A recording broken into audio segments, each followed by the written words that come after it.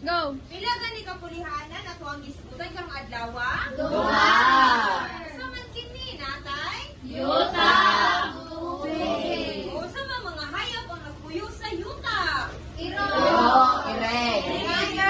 Ilagan. Andi, ilaban, dagana. O sa may mabantayan nato sa mga hayop ang nagpuyo sa yuta? Na sila'y? Tiil. Tugna pa sila'y? Talungan. Na sila'y? O sa may yung mabantayan? Rather. Manit. Panit. Yan na ay? Balahibo. Tama, very good si Kyle. Ang dirian sa tubig. Sa may mga hayop na napuyo sa tubig. Isda. Isa pa.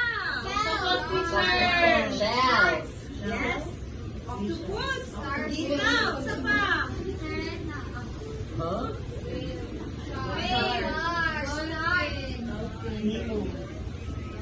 Pero nabalaan naman nato ang mga nagkalain-lain bulianan, ang mga hayop na napuyo sa mga bulianan. Maghatag na si teacher ang inyong bulahaton sa balay. Yo, ho, ho! Let's go!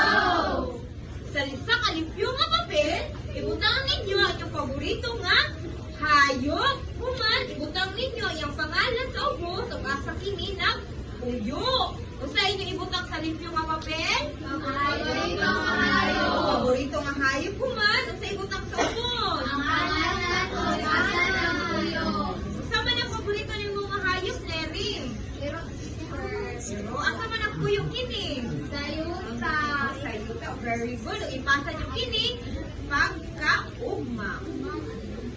Bago na to tapusin ang ato ang klase, mangantog manayo sa kita. Katugikanta na to gaina, ato siyang balikon. Palihog sa pagpanindog mga bata.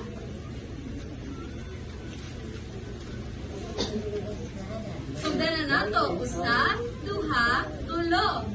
Yuta, tubig, asa nagpuyo, ang hirok sa yuta, ang